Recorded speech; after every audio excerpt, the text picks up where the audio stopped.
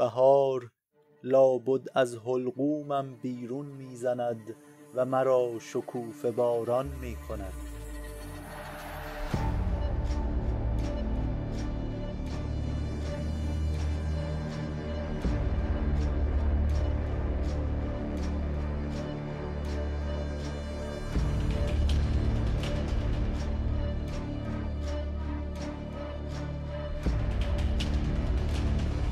روزهای زمستان در گوش کوچه ها فریاد آزادی و عدالت و برابری سر دادم و شبهای یخبندان بغض‌هایم را پتو پیچ کردم.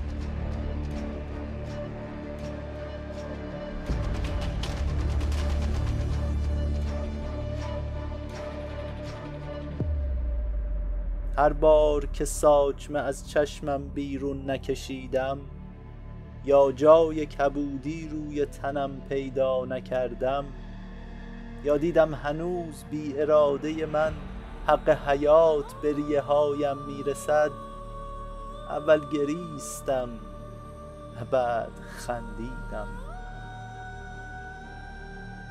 اول زمستان بود و بعد زمستان بود و بعد زمستان بود و بعد بهار لابد به زودی از منفذهای روی پوستم بیرون میزند.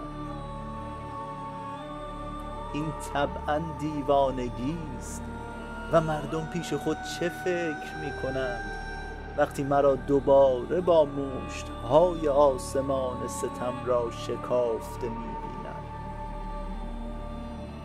چشم می‌گذارم بر دیوار تاریخ معاصر و می‌شمارم 10 20 30 40 50 60 70 80 90 خون خون خون خون خون خون خون خون خون که تا مچ افکارم رسیده و بعد صدای پچ پچ آبران که با انگشت مرا به هم نشان میدهند.